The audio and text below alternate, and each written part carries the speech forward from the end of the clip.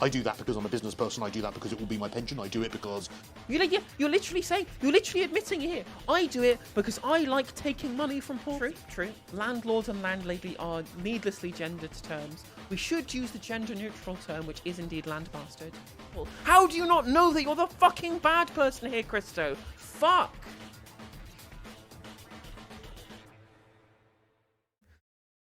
Regular viewers of this channel will know that one of the things I talk about a lot on this channel is the housing crisis and how much I hate landlords.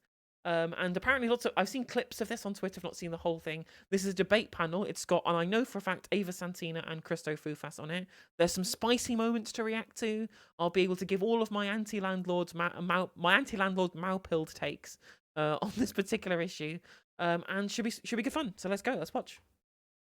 There are some landlords that aren't like me. I'm a good landlord, and I'm not just saying it. I am. Landlords sort of jump straight to that rather than I mean, implying such a thing as a good landlord exists, Cristo. actually talking about the fact that a lot of, right to buy led to a lot of people, a lot of housing being lost. Like 40% of council homes were lost to private renters during the big right to buy push. It's not the fault of landlords, but you jump to that point instead of going, actually, maybe it's a little bit unfair that I own homes that could be used as social housing and I'm using them as, or could be owned by somebody else. a business. To penalise the good landlords, who are the ones that are actually picking up the slack, is bizarre and ridiculous. Pick up the slack, are you?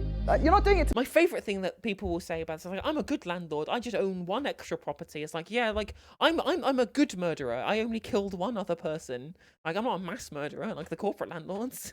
Pick up the slack. No, we're doing it for profit. What's wrong with that? Also, profit is the main thing. Profit is Be transparent about it. Don't be like, I'm I think I've been helping I've been very transparent. Yeah. I will say it again. I am not ashamed of making a fair profit out of the properties I own. Tonight, we're going to be talking about Well, you should be. Britain's housing crisis. A lack of housing, housing that's too expensive, housing that's dangerous to live in, housing that leaves young people and those on lower incomes at the mercy of rogue landlords, housing that the government keeps promising to build and doesn't. For the next hour, we're going to be getting to grips with all the facets of this major crisis, asking why it's happening and exploring where we might agree on solutions to get us out of this mess. Joining me at the table to do exactly that are investigations editor at Byline Times, Sam Bright, community organiser, Emma Gardiner, political correspondent for joe.co.uk, Ava Santina, and Talk TV host and broadcaster, Cristo Foufas. Right, so I saw Starmer talking to Sunak, funnily enough, at Parliament, and he said that if a child was born today, then the average time that they'd be able to get their first property would be 45 years old. So if that stat is true, which I'd assume it is, he must have looked into it, that's horrendous, isn't it? What the outlook for young people is pretty gloomy, isn't it, Ava? I mean, you'd have to be incredibly lucky, I think, even to be able to purchase at 45. I think, you think realistically, if you are fresh out of university now and you're lumbered with those huge student loans, and we're looking at the way the market is going at the moment, is 20 years enough to pull together a deposit at the rate in which, the rate which we're inflating to start with? But at the moment, you've got to put down a deposit somewhere near £90,000, and that's even with a Help to Buy scheme. We're literally in the worst of both worlds now, where prices have skyrocketed completely out of control, so the deposits are silly high. The Kevolution has raided in. Welcome, everybody. Please do drop a follow. Click my face to be watching the stream. That'd be very much appreciated. Drop some emotes. Show me some love. Thank you for the follow, Jim Speak, and welcome to No Justice Stream. I hope you are doing well. Likewise to Dr. Lewis and whoever the other one is who I can't see because my scroll bar keeps pushing me past. Whatever. Bye, Pagan Man, that's the one. Welcome. Hope we're all doing well. Hope we're doing good. And also Kevin himself is also in chat too. Reality of anyone who is currently living hand to mouth, as most people, young people are at the moment, pulling together those savings. But yeah, so the house prices have reached the dumb record high that they are now, where it's completely impossible to be able to clamber together enough to be able to put towards a deposit to be able to get out of the renting cycle. And then now they've pushed up the mortgage payments because of so many of these properties that landlords use as investment vehicles aren't even on regular mortgages. A lot of them are on specific buy-to-let mortgages, which are interest only. So changes in interest rates massively increase the rental yield on these properties, meaning that even more money is just going, not even to the landlord, just going to the fucking bank when putting up the rent on these places. So the houses are really high. House prices are silly high. The deposit prices are really high because it's based upon the value of the house the loan you're taking out for the mortgage, and you now have to pay an extra £200 in rent to cover the cost of the increase of the interest rate on the mortgage, meaning that you now literally it's impossible to be able to rent and also save up enough money for a deposit. You just can't fucking do it. Things are even more fucked than they previously were because of the mortgage crisis that was precipitated by the Trust Administration and the fiscal event. Swirly Curly, welcome to the No Justice stream. Thank you very much for the follow. Interest rates increases fucked your old landlord. He sold 6 properties I know of in the last year. Well, as long as he's sold them to people who are going to live in them, that is preferable than him owning all of them. But that's the thing, right? We just have no mechanism in place to be able to get properties out of the hands of landlords and into something better. At the moment, that's the really big problem that we have. What we need is proper plans and programs and funds and investment vehicles in place to be able to take that and go, well, put that into the public sector. Be able to, so that landlords can sell to the state so that they can become council housing, right? Or, for example, there could be funds awarded so that if a landlord does sell up, the tenants have right of first refusal to be able to turn it into a housing cooperative or something, like have a fund available for that, right? These are the things that we need to create a fully equitable society. I mentioned on Twitter earlier this week, right, in that one of the things that was missing from the Corbyn manifestos was a plan for housing cooperatives, right? So, that's something we really do need to focus on to try and get out of the current just singular paradigm of just, is it a social rent, is it a private rent, or do you own the house? So we need something else other than that, and housing cooperatives are the best way of being able to have short to medium term rentals available that are not exploitative agreements that private landlordism is. Sold the place you lived in to a bigger landlord who had cash. Still on speaking terms with some of the old neighbours, one of whom knows his estranged son. Family politics. Well, fair enough. This is impossible. At least people are still living in the houses. Like they're still they didn't get kicked out. I guess that's something, like fewer homeless people. I guess, but if there was a mechanism to turn these into social housing or cooperatives, that would be better. Well, I'm going to ask the youngsters on the panel. Do you rent? I do rent, yes. Do you rent? Do you rent, Emma? Right, so I'm going to assume... Kristo's like because me and Cristo No, aren't the I'm not youngsters the on the youngster. panel. Obviously. And this is the thing, and it's very, very... depending on what generation you are, your circumstances will be completely different, because rent now is going to be a massive percentage of your salary, I'm going to assume, correct? Yep. Whereas, Cristo, you must admit, when we were younger, wages weren't that dissimilar to what they are now, and yet rent was so much lower, and getting on the housing ladder... They are dissimilar to what they are now. They are lower. They are... we've had a steady decline and we have had wage suppression for the last decade, folks.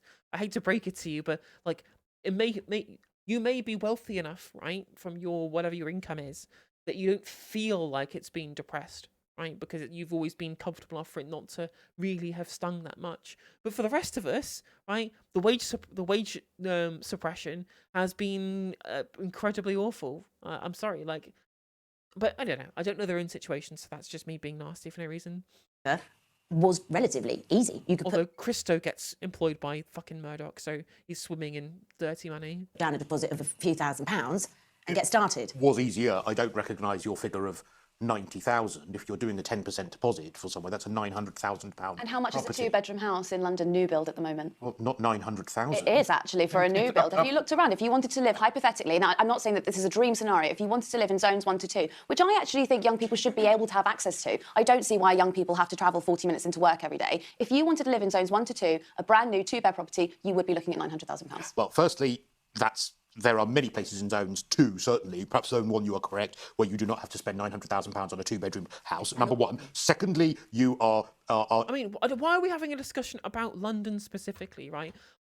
Why? I don't... £90,000, that's a ridiculous amount of money. £10,000 is a lot of money for a deposit for anyone who doesn't earn, £40,000-50,000 per year. What the hell? And also just who's buying in central London? Who's buying in zone 1 and zone 2? Who wants to live in London? Come on. Can we just have a reasonable... we could have this exact same conversation talking about, Manchester, Birmingham, Liverpool, Newcastle, Nottingham, Exeter or whatever. We're going to have conversations about all of these places, Bournemouth, Portsmouth, whatever. and you can have exactly the same conversation just without, you know, the London price tag attached, and it would still be ridiculous. It's still ridiculous to be expected to, like, my house is worth like what, 240k or whatever. Actually, it's appreciated since I fucking paid for it, since I I started living here, right?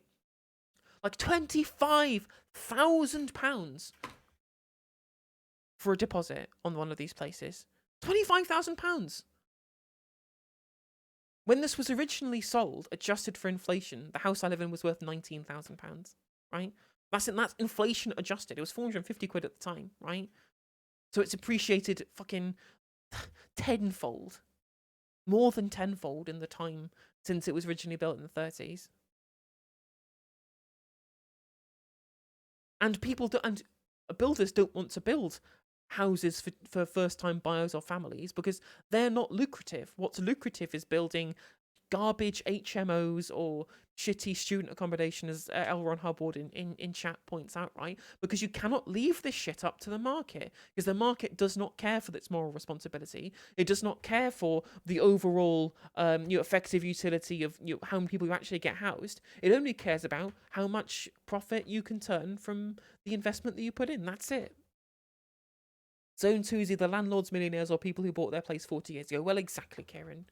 In cloud cuckoo land, if you think that your first property should be a new build house. Thirdly, You wouldn't qualify for the Help to Buy scheme if you didn't buy a new build house or a recently renovated house. Actually, you can if you the 5% Help to Buy scheme. If it is, you can actually do that with a flat now. The previous one, you're quite right, it was a new build one. You can now do it with which is what everyone is invested in. Anyone who came out of university and got a Help to Buy ISA, that is the scheme that you are eligible for. But thirdly, as well, £90,000. This is what we're discussing. The £900,000 property. There are many, many properties you could buy that are new builds, that are not two-bedroom houses, that are nowhere near £900,000. Thirdly, you do not. What? I can't believe we're having this discussion about £900,000, right?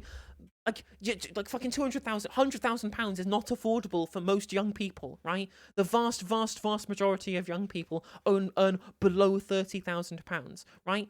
After you're paying rent, you barely have enough money left over after your rent, bills, food, and having some amount of enjoyment, right? Unless you live with your parents or you get help from your parents, right? Or you cut out literally everything that's nice whilst also getting help from elsewhere and working a second job. There is no way you're affording 10, 15, 20,000 pounds for a deposit. That's just not really. It's not realistic considering what rental prices are like in the only places where young people can actually live, because they're the only place with fucking jobs, which is densely populated urban areas. This is nonsensical. Like, we don't need to have this ludicrous example about a £900,000 house in Zone 2 new build. We don't need to have this conversation. Flats are unaffordable. Like, come on. We had a house building project, the like of which we got after World War II. Sadly, we no longer had millions of men recently trained in using firearms, so the government doesn't feel obliged to take notice of any of the peasants. Well, true. And Conservative and Labour governments alike both engaged in the slum clearance and the council house building. Like, during the period in which fucking Harold Macmillan was in charge, we were building hundreds of thousands of council houses, right? It's only since the dawn of neoliberalism that this has become an issue. It's become a problem, right? When literally the socialism is when the government does stuff, the kind of shtick kicked off. Need to live in Zone 1 or 2. Well, I think we shouldn't make the discussion too London-centric. Yeah, well, I'll expand it. My first property was nowhere near London. I bought in Leeds. The way I got onto the property ladder was that I bought a little house when I finished university in Leeds. When I eventually moved to London, I lived. Okay, so tell us how much you paid as a deposit for your first small house in Leeds, and how much that house is worth now, Cristo. Please do tell. I'd like to know. I'd like to know how much that cost. Leeds, absolutely fucking horrendously expensive. You're absolutely right. Literally every single city in this country, right? The houses are ridiculously expensive because of the demographic shift that I talk about every fucking stream, where I have to it's such an important, integral part of understanding British political discourse, is the demographic shift since the demise of manufacturing, where all young people have moved to big urban areas and urban centres because there are literally no jobs in the ex-manufacturing communities, right? They all have to move out. So they all conglomerate in the same place, which means that the housing pricing goes up because the supply doesn't increase, but the demand does increase. Like, it's just, that's how these things work, right? And the landlords know it, so they just buy up all the fucking flats in the inner cities.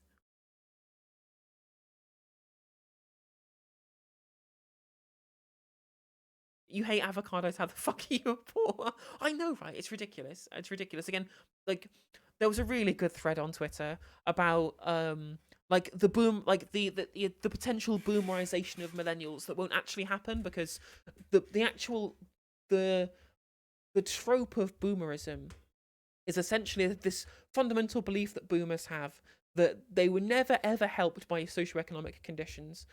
Everything is down to their own hard graft, and that they genuinely believe that everything that they received from neoliberalism would last forever for everybody, and it just hasn't. So it's their own kind of self-fulfilling, self-referential desire to absolve themselves of any guilt of fucking over the generations past them, where they just cannot see things from a systemic level, right?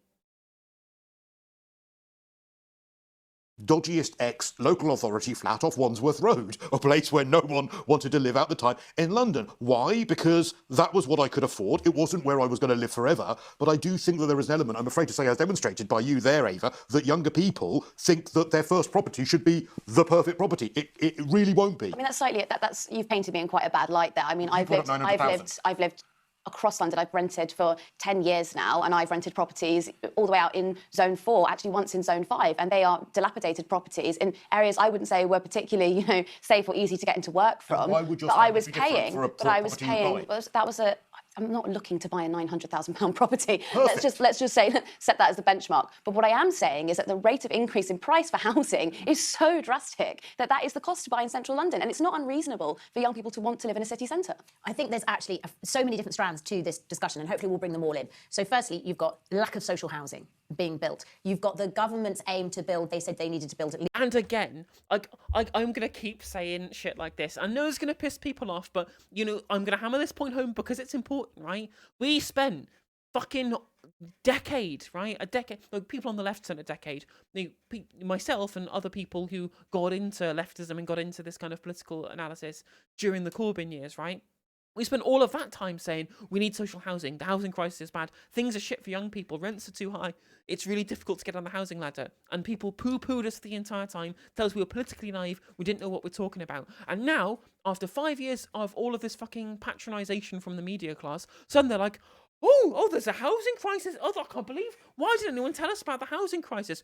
Well, what about this lack of social housing, eh? That's a weird thing that's happened. I can't believe no one mentioned the lack of social housing before. It's driving me around the fucking bend. We were telling you forever. Like, there were 2 Labour manifestos where we had a massive focus on council house building.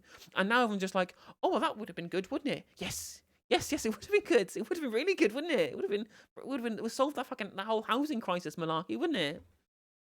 least 300,000 new builds last year, and they achieved 170,000. We've got a really growing population. Rent is... And not only are the new builds not hitting actual targets, right, but the new builds are poor quality because they've got planned obsolescence built into them, so that the building contractors can then get rehired to then build more new builds to replace the crappy old ones, right? Because that's what the profit motive does. When you inject profit motive into these things, you get poor quality products. That's just the function of capitalism. Well done. And then also, what is lucrative for these people to build is not affordable housing for first-time buyers. It is rental properties for serial landlords, or it is luxury properties for rich people. That is what makes these companies money. And they do have stipulations on how much affordable housing they have to create. But what counts as affordable housing is not fucking affordable housing. It's still out of range and out of price of first-time buyers. The system is completely fucked, again, by everybody fucking neoliberalism. Is extortionate no matter where you are in the UK compared to what you might be earning.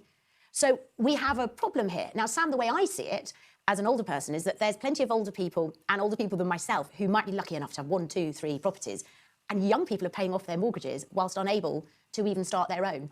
Yeah. Do you agree? Yeah, entirely. And I think you can dispute the details about 90,000, 900,000, but the fact is that the average house to buy in London is now £550,000, which anybody objectively looking at it would say is beyond the first-time buyer. I mean, that is true, Jim Speak. Marina Perks is definitely the brains of the trio. In the rest of the country, you're right, it's cheaper, it's half that price. But we have to look at the nature of the British economy. why are prices in London double the rest of the country? Because all the jobs are here, right? So you're talking about the expectation of young people wanting to come into London to work and buy properties. It's not affordable in any fucking city. Stop talking about bloody London.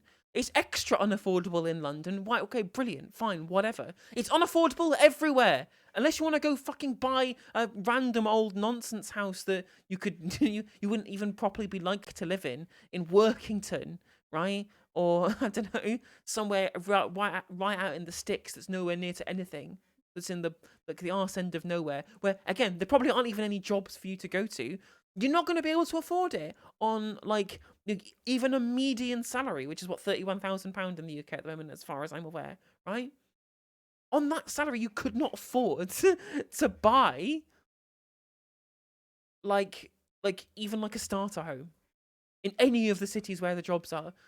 We don't have to confine this to London. This is like London is a ridiculous case, but it just literally applies fucking everywhere.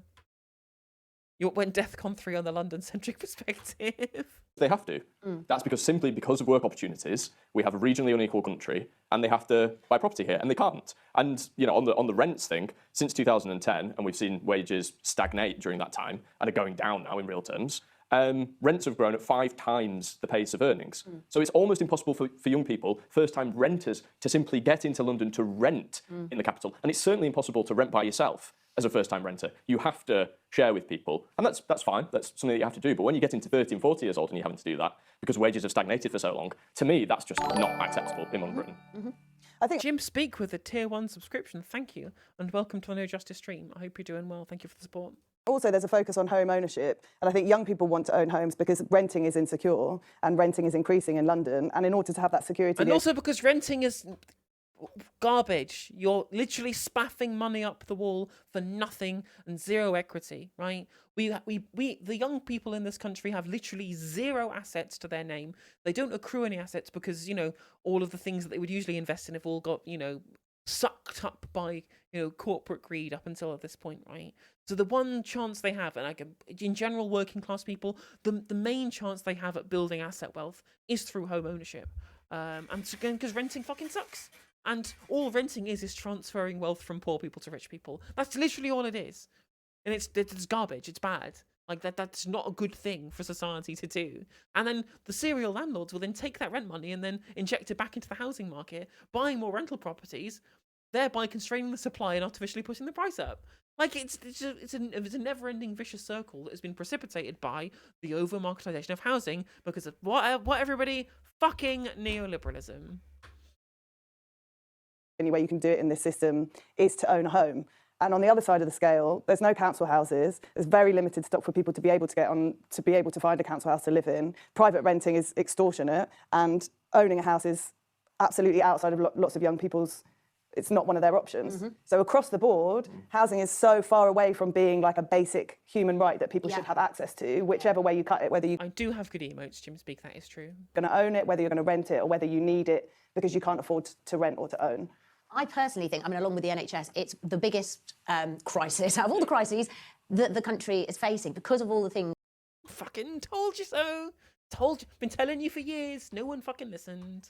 That you just mentioned and the lack of political will to do anything about it. Now, I did notice on that note that the Conservatives, they wanted to bring a bill to Parliament, which was to fast build some housing, and it was curbed straight away from pressure from Tory MPs because they get pressure from their constituents, don't they?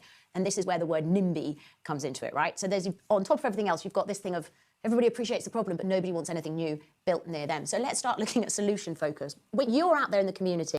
Use the power of the state to make NIMBYs miserable, right? That is the single answer to this. They say, oh, I don't want houses built in my area. And you go, fuck you.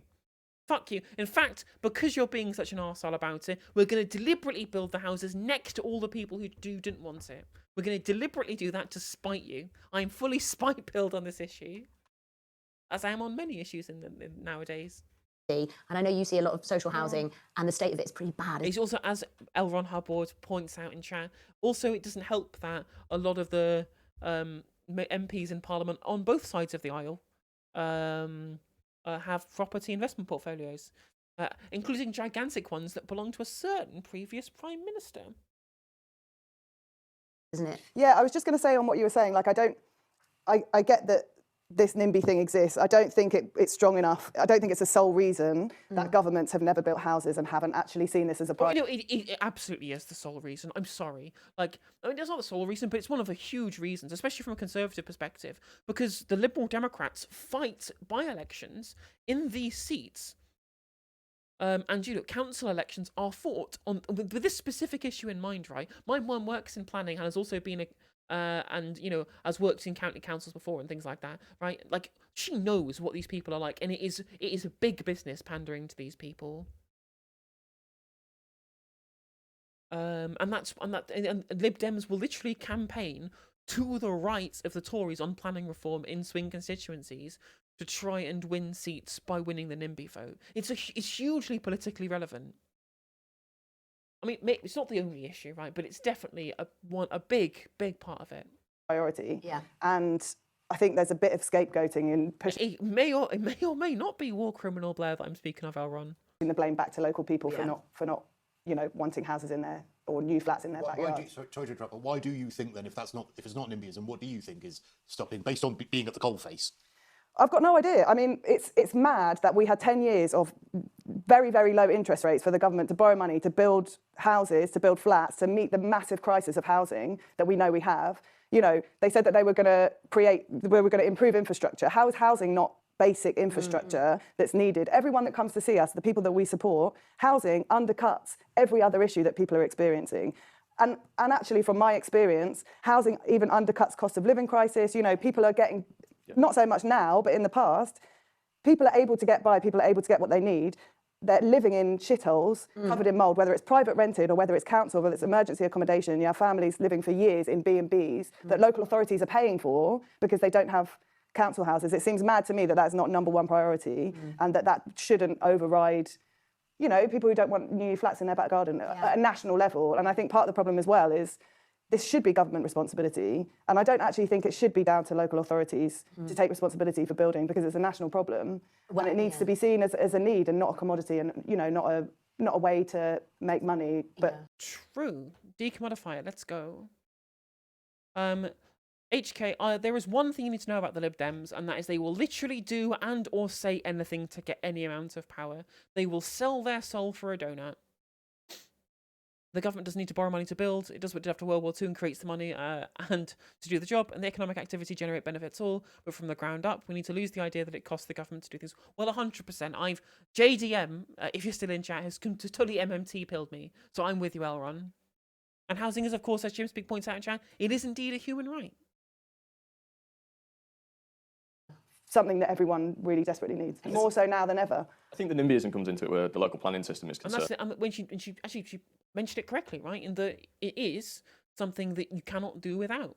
The demand is completely inelastic, which is why leaving it up to markets is completely fucking nonsensical. And we've had several attempts, from governments, even prior Conservative administrations, to change the planning system. And basically, we've got a planning system currently where local objections take precedence over actually building things quickly, right? So that's where NIMBYism comes in. I think in terms of the market as a whole, the national market as a whole, we've got an oligopoly. So we've got several very large house builders, right, that have an interest in keeping prices high. If we build too much, we increase the supply, and they don't have the growth in their profit margins that they would previously. So we need downward pressure on the market, which involves the government probably either forming a national house builder or just... State intervention? That's socialism. Simply building social properties that then have a downward pressure and provide some genuine competition in the market. See, he even said social, which means it proves it's socialism. Which you'd think Conservatives, they're in favour of competition, would support. Yeah, and then it's got to be good quality housing, because that's been another issue, that some of the housing that has gone up has been very substandard, and then people have... And it's interesting, going back to sort of the psyche of people, you are correct. I think we all, especially as Brits have this real aspiration to own their own home, or at least make their own home their little castle, in a way that perhaps... Yeah, why wouldn't the Tories advocate for a nationalised house builder? It's a fucking mystery, Jim Speak. I have no idea why they wouldn't do that. It's crazy stuff.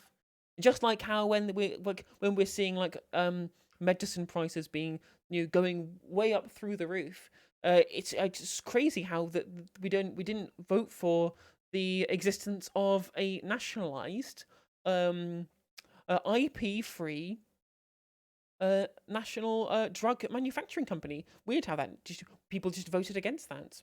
Strange, very strange. Europeans can have much more of a mentality about renting, but we don't have that. Well, I was going to say, I think that's also because in places in Europe you can have long leases where you rent Really, for 10 yeah. years. You can do what you want. You can make it feel like your home. You know that you have that security of tenure. Yeah. That with the short leases here you don't have. And I think people would feel differently if they could be more secure in their rented accommodation. I think you could be right. So we've got a whole now, Cristo. You are a landlord.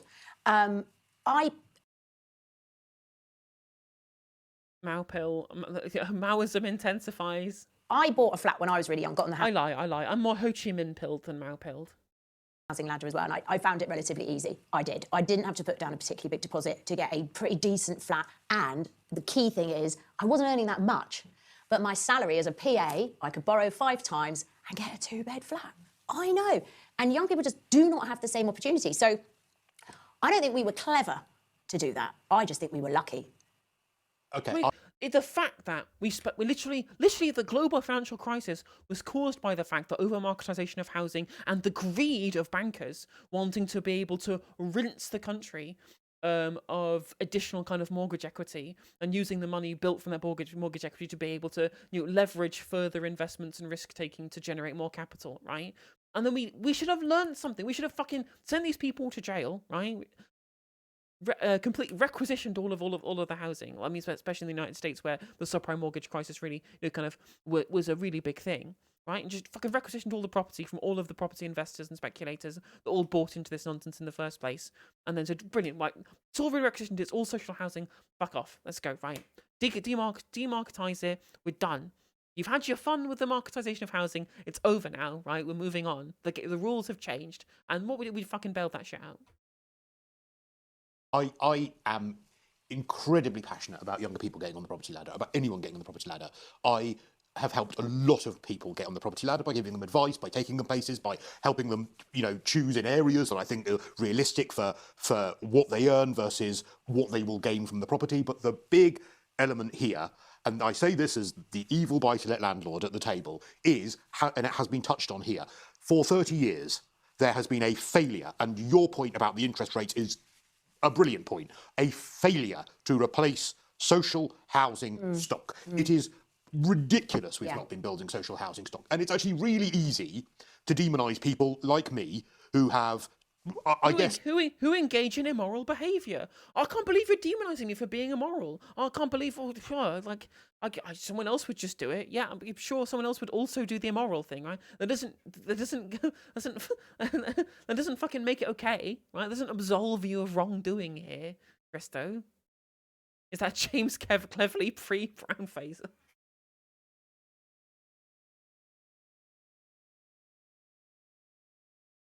Well, 100%, right? Exactly, Aaron. That was explicitly by design. Taken advantage of the fact that property can be bought, property can be rented out. I do that because I'm a business person. I do that because it will be my pension. I do it because... You're literally admitting here. I do it because I like taking money from poor people. I like holding houses to ransom and making poor people give me money. Me being the richer person to be able to have a second property to use as an additional pension on top of the state pension and on top of the pension that you're probably getting from Talk TV as well, right? This is literally just sitting there and saying, I can't believe he doesn't realise why he gets hated so much and why his class of people are completely fucking despised when he sits there in front of a bunch of people who can't get on the house ladder and says, I think it's great that poor people pay me for the houses that I hoard, and then I'm going to use that as a personal, little pension pot for me to sit on, and so that poor people who will have a worse pension than me already then have to pay for my pension as well as the fact that my pension is already better than theirs.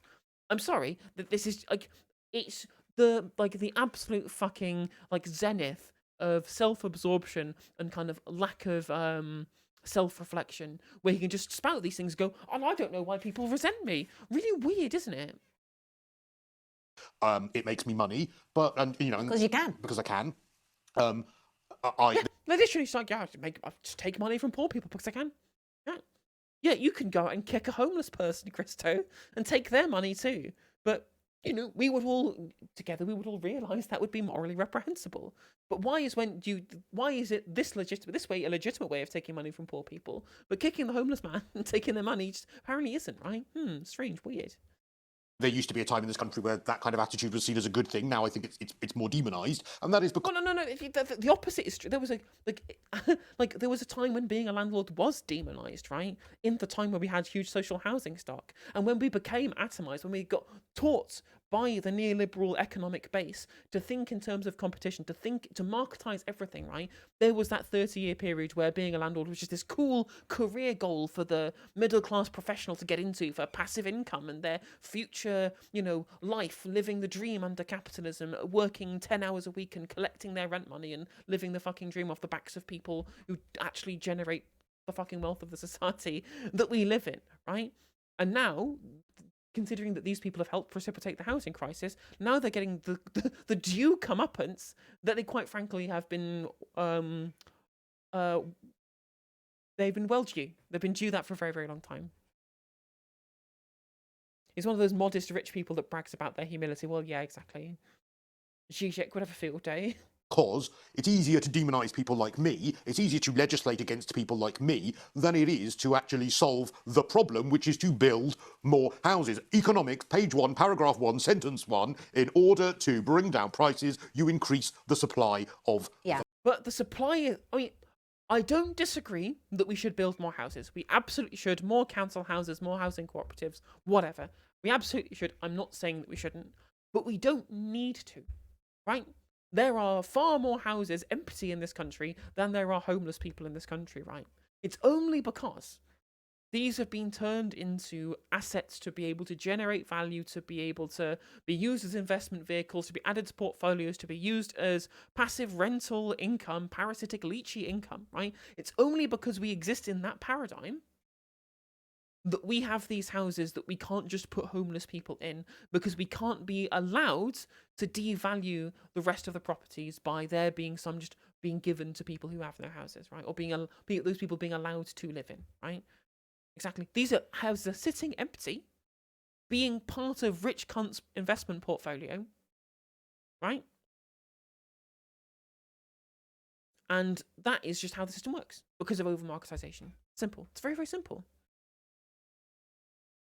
The product. Now, governments don't want to do that because of the reasons you've outlined about the house builders, but also because so much of people's wealth who are voters, Labour and Tory, is actually tied up in their houses, and there is a real fear that by, I think, building a load of social housing, therefore that will affect people's house prices. And you can imagine papers sell. The front page of the Express, the front page of the Mail, house prices changing, house prices going down. That will fly off the shelves till it's a big story. I wonder if it's that calculation. And Cristo is correct there, to be fair. Like, once you see the difference in house prices, what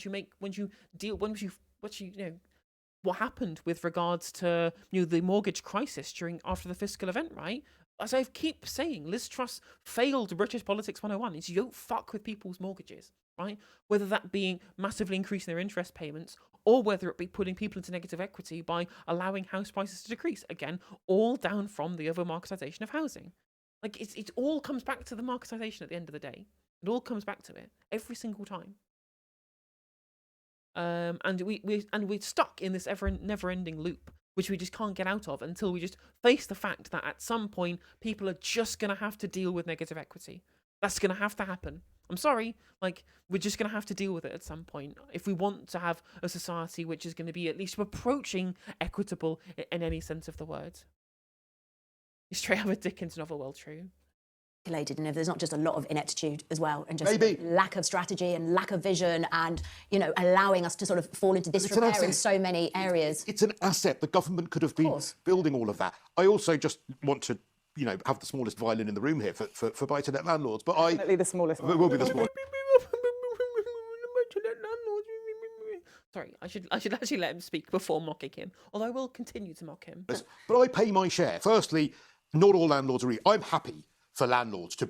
Yes, they are evil. They all engage in morally reprehensible behaviour. They contribute nothing to society. All they do is siphon money out of the pockets of people who are poorer than them to be able to fill the greed that they desire of having more houses than they have need for. That's it. That's it. Literally it. You are just a middleman. You don't provide housing. You don't create housing. You do nothing. You just bum off of people who are less wealthy than you are. That's simple. That's all you do, right? You're useless. You do nothing. You waste. It's just complete waste. It's just like trash. like garbage. You just nonsense, useless, a nonsense middleman. Be regulated in the kind of standard of properties that they have. The properties that I have, my tenants, one set of tenants have been in for at least 3 years, another set have been in for 4 years. I want it to be their home because actually that's good business. But actually, Oh, you don't want it to be their home though, because as soon as you want to be able to have your pension, you're going to want to fucking sell up, aren't you? Right? They're going to pay. They were 3 years, right? 3 years of rental for like an entire family, right?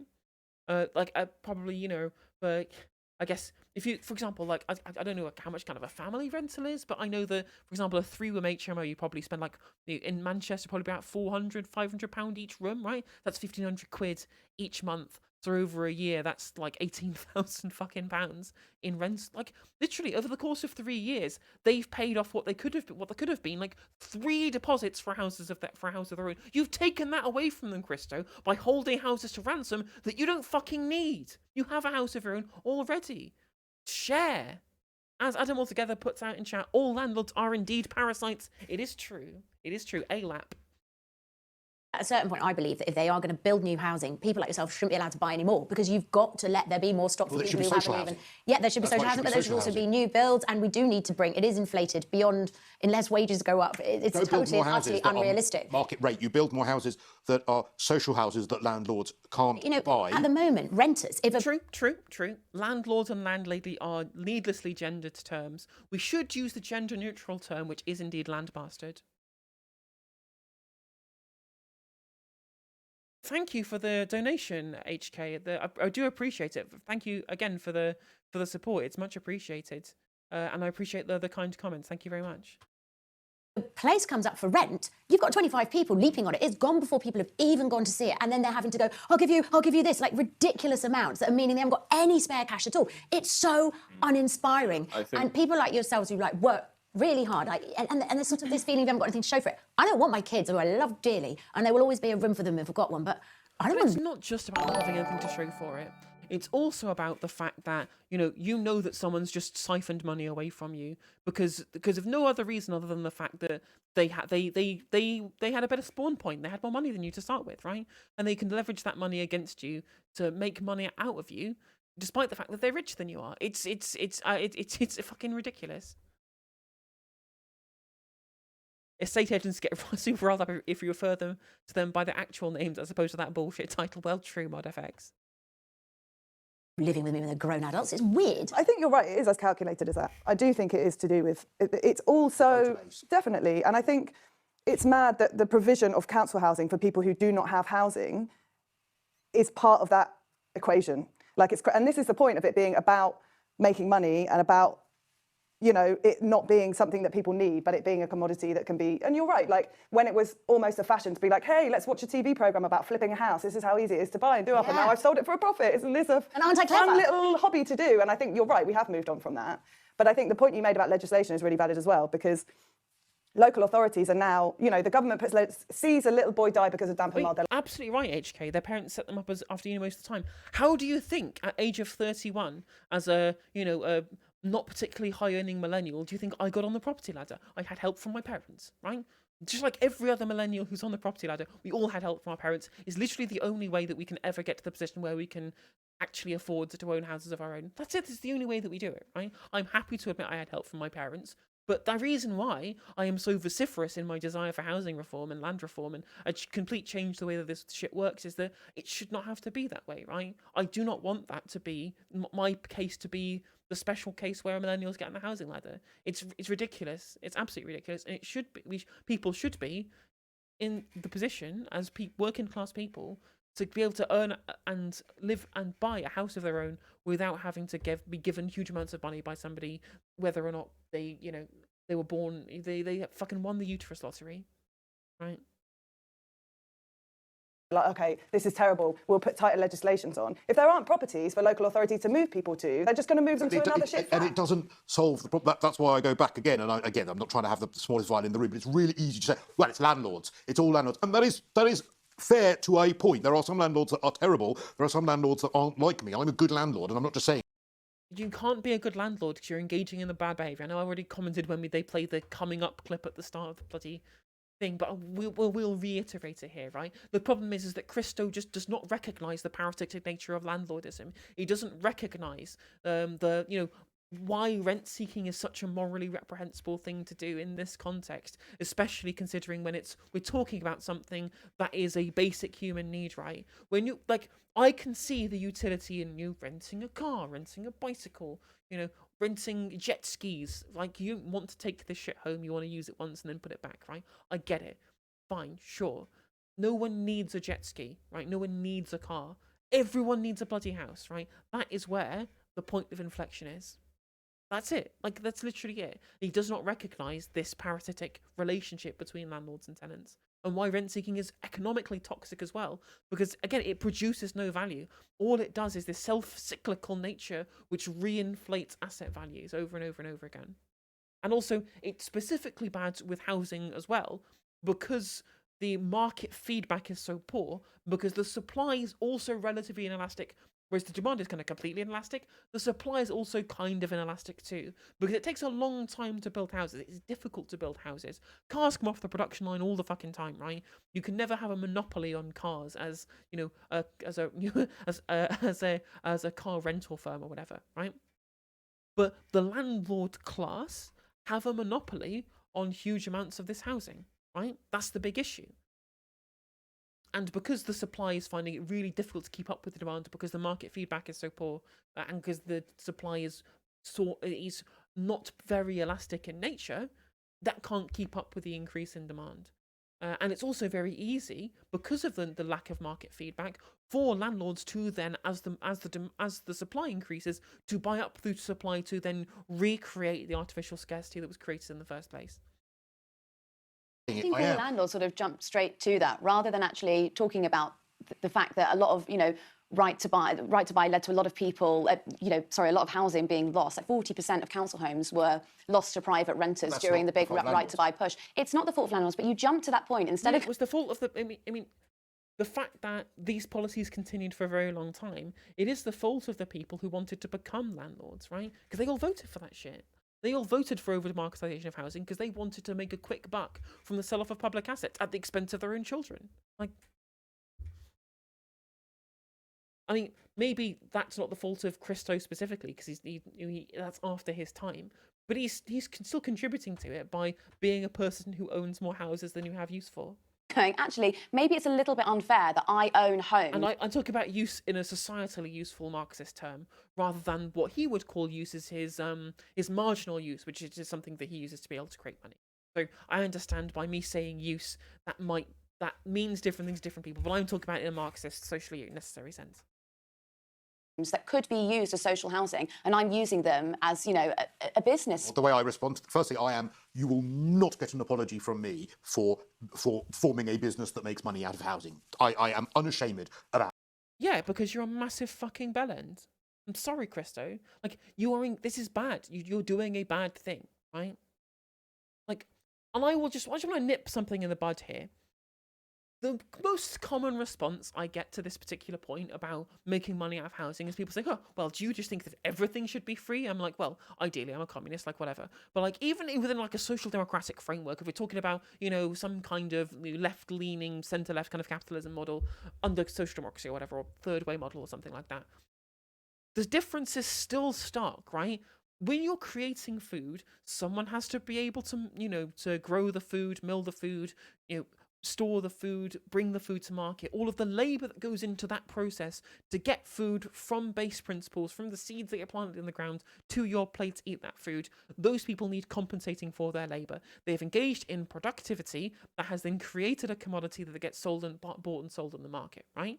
They just need compensated for their labour, right? What do landlords literally do? Nothing. They buy an asset and they rent seek off it because it's unproductive, right? They just maintain the ownership of something and then collect money for that thing existing. They don't produce anything, and that is the key difference between, well, if you think houses should be free, maybe you think everything should be free, right? So unless you're abolishing money and you're creating the stateless class of society or whatever, that's nonsense, that's bullshit, right? But under social democratic capitalism, for example, you can have, decommodified housing whilst with commodified everything else, and that makes sense.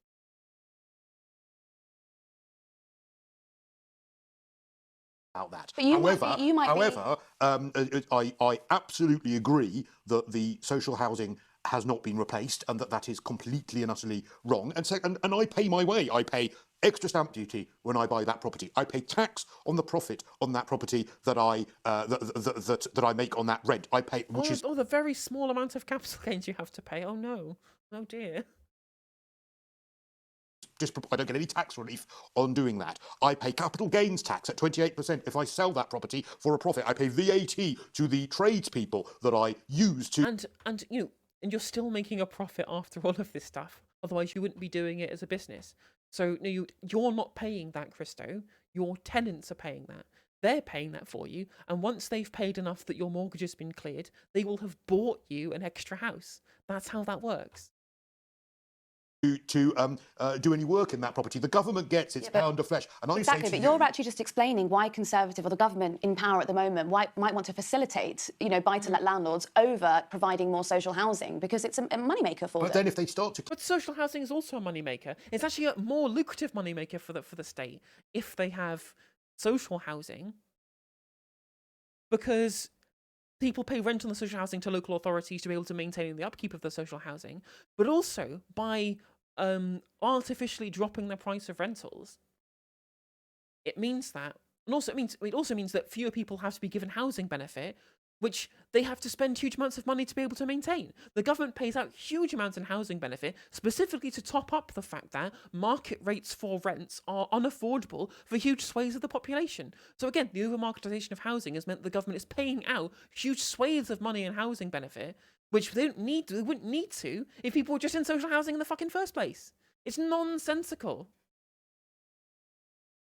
Clamp down on buy-to-let landlords. Yes, exactly. Housing benefit is landlord benefit. It's landlord top-up, right? It's literally it gives landlords an excuse to charge more it pushes up market rates. That's what it does. It's landlord subsidy. That's a good point, Jimsby. Like myself, all you're going to do is end up with, firstly, a reduction of the amount of housing, and secondly... I hate that argument but you've bought that property and you've now driven up the house prices over, a long period of time. I'm not saying it's happened overnight, but you've now made it very difficult for people to either buy or rent because the prices have been pushed up. You both have. The landlords who wanted to be able to create the artificial scarcity in the first place, and then the government that facilitates these people because these people are a large voting demographic, right? They're the swing voting demographic, right? They are pandering to your needs. The reason why the government do it is to satiate your desire to be able to extract as much profit as possible. They haven't. If the government had replaced that social housing, then we wouldn't have that problem. And I will go further. I will say thank God for people like me. Because if it weren't... If we're going to get into the question of morality, do you not think that perhaps housing shouldn't be seen as a business venture but should be seen as a right? I have picked up the slack where governments have failed. If it weren't for private landlords that are decent ones like myself, then they would... Yeah, that's true, because there's literally no alternatives to landlords for mid to short-term rentals. There's definitely never been any other ways in which people have ever done housing. It's never happened any differently, right? It's not like housing cooperatives are a thing that have ever existed, because it's never existed. It's just not a thing, right? It's not a thing. I guess, unfortunately, housing cooperatives don't exist, so I guess we're just stuck with landlords, eh, Cristo? I want to think of myself as a fundamentally good person. I also don't want to sacrifice anything or even inconvenience myself, and anyone who says that I should is clearly an unreasonable extremist. Well, exactly mod FX. There'd be fewer properties for people to be able to rent because the government aren't building them, the government aren't providing them. Not only that, as you say, they don't seem to do anything, and then there's this tragedy with the little boy that, of course, sometimes a little macro sort of a story like that, everybody is shot. Michael Gove goes up to watch. Why do you think? They're going to talk about the kid who died in the rented property, right? Why do you think that this house wasn't fit for human habitation? Because MPs voted down a bill requiring landlords to keep houses fit for human habitation, and the reason why they did that is to pander to the votes of people like Cristo, because they don't want to inconvenience these voters. They don't want to inconvenience them. Obviously, they want to inconvenience themselves as well, because they're also landlords, are also landlords too, or property owners or whatever. But they also want to ensure that the landlord vote stays with them, and they want to impact these people, right? The reason why those things happen, these policies get passed, is to be able to win the votes of people like Cristo. So he says, "Oh, it's not my fault; it's the government's fault." I'm like, yeah, they're pandering to you. Your material interests are why they do what they do. And addresses it, and for what it's worth, I think he might be more of an effective housing minister than many others that could have been in that role. But how tragic that it has to Nothing get to will that change. point. I don't believe anything will change. I don't believe anything. You know, it's going to have to, because, you know, migration is up, and obviously part of the Brexit. Cristo is probably right that things won't change. He's true, because again, the landlord class is too big to ignore electorally, so the people just won't fucking touch it with a barge pole.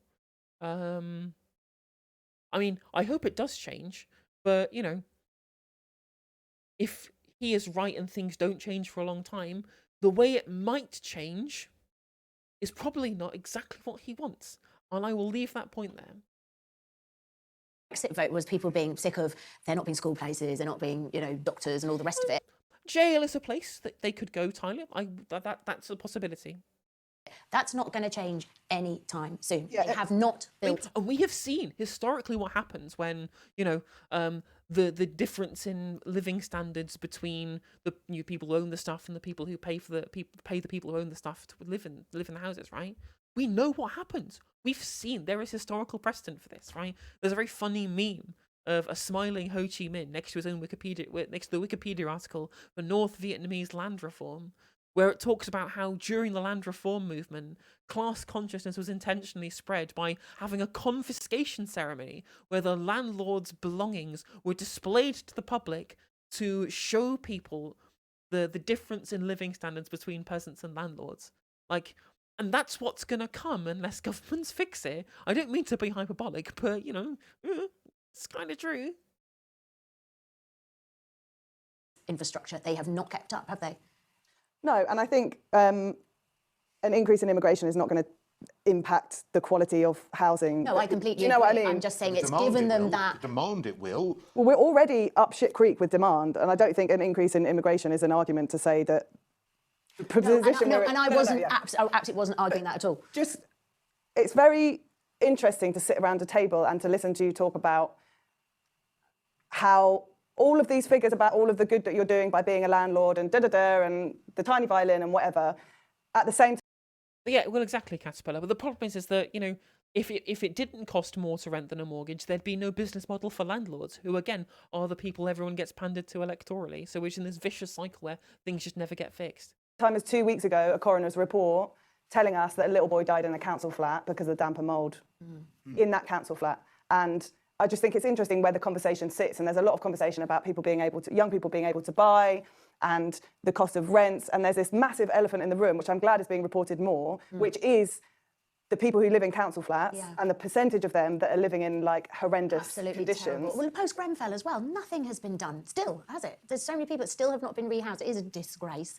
And the cladding on so many buildings. And you're right that nothing is going to change. And I think unless, you know, this is delivered at government level, and unless it's seen as the #1 priority, which I think everyone knows that it is, then... Not even priority. I think it needs to be... I think all of the issues are one and the same. Young people buying houses, this is going to sound at the beginning, it's going to sound like I'm being really flippant, but young people not being able to buy houses, and then that poor boy who died in a mouldy house. Until we get a government that decides that housing, good housing, is a right, a basic right for everyone, you won't get anywhere. Yeah, and I think the other thing that's worth mentioning is, like...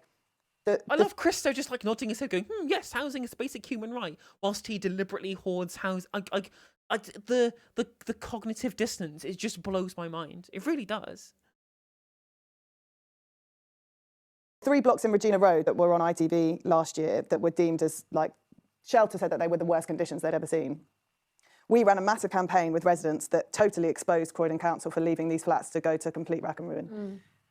So now they're like balloting the residents. They're going to see whether they're going to demolish them. They're going to redevelop. They're like, actually, these flats are not fit for purpose. Those are 3 flats. They've got 16 other blocks, exactly the same design, exactly the same spec, built at exactly the same time. That's just across Croydon Borough. So if there's already 3 flats that are uninhabitable, that have got 150 council flats in, and they have to put this much effort into sorting it out, what's happening with those 16 others? And what happens in the next 10 years when all of these 1960s blocks actually come to the end of their lives? Things are bad now, but give it 5 years, and it's going to be even worse.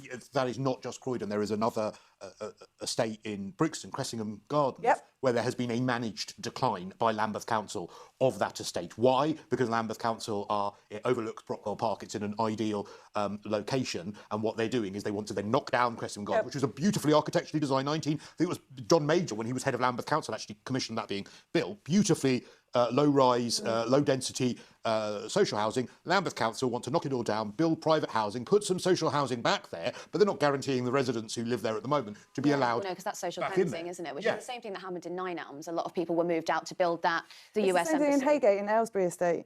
You know, it's basically completely immoral.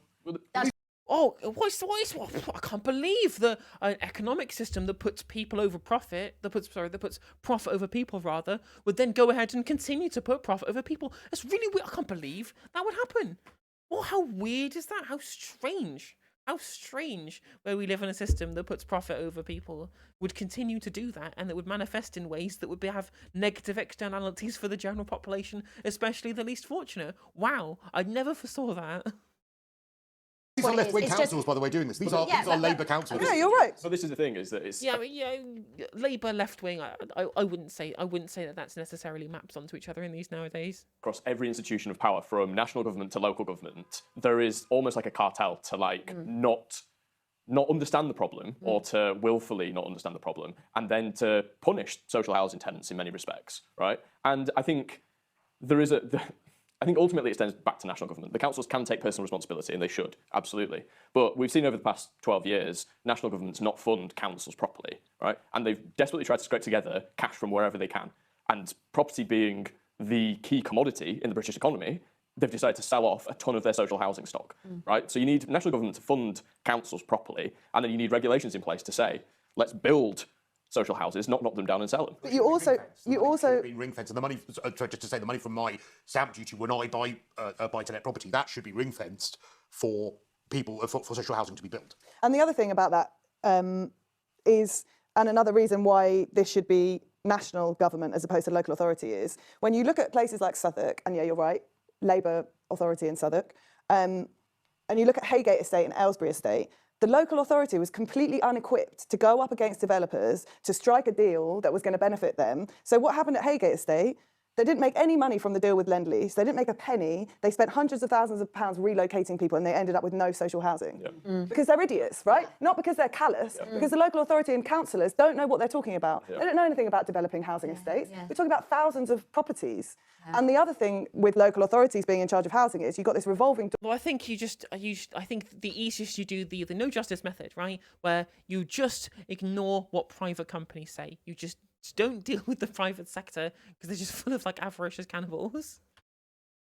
Between councillors and developers that is so absolutely like complete pure corruption. I worry that if we took it back under the control of national government, though, that you'd still... Not this one, obviously. Exactly, you'd still see that, wouldn't you? You'd need kind of national government power to be able to take on these big house builders and developers, etc. But you need regulations to stop the revolving door between government and these private enterprises, or else you're going to continue to see, lurking in the dark corners of power, these deals being struck. And you know what?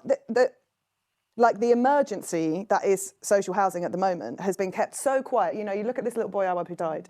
The coroner's report's just come out. People, it would have been known that this was coming, right? Yeah. This is years on from Grenfell. Yeah. The media is just starting to talk about this, but there's been a total silencing of this because they're like, what the fuck are we going to do? Also, it's the most vulnerable in society because they don't have any power. They're the most powerless people in society. And you know, the other day when Sunak said, you know, we're a compassionate government. I mean, no, you're not. But also, if we've not even got the basics right of having a government, what's the point of having a government if you can't even provide decent housing for people who need it? Welcome to neoliberalism, folks. You got what we wanted. We kept voting for it. We had two political parties who completely kowtown to neoliberal ideology for 43 years, apart from a brief blip when the Jam Man arrived, right? And then we have gone right back to neoliberalism all over again from Sir Keith Casey, right? We just, as a society, we got what we wanted.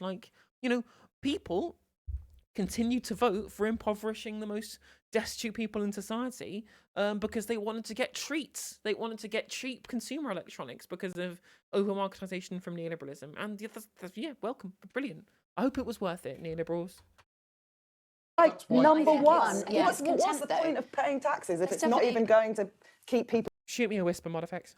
safe with a roof over The their head? situations you're Doesn't leak. describing are so stressful for the humans involved, and the lack of respect for their life for what their life is worth, shuffling them around from place to place. You can't get your life together. Residents in Crescent And Gardens. yeah, I've lived and out their whole actually, lives. if you give people a bit of respect and you give them that start, those people are going to be, if you want to bring it back to economics, healthier, better, you know, members of society who can contribute more. Because if you don't know where you're going to live, if you are ill from shitty mold, you know, how are you supposed to get anywhere? So it's this short-term sort of attitude of just sweep it under the carpet. I think it's Contempt, contempt I think you're for right. the social housing residents. I mean, if you look at, to go back to the estate that was built on Nine Elms, which is in South London, which is where that beautiful US embassy, well, I mean, subjectively beautiful embassy was built in the area. And then there was a huge blocks of flats were built and they're extremely expensive. It's where that really famous glass pool that stretches between the two buildings is. And in those areas, you have to provide a certain number of social housing. And they give you dimensions, basically, of like, this is the basic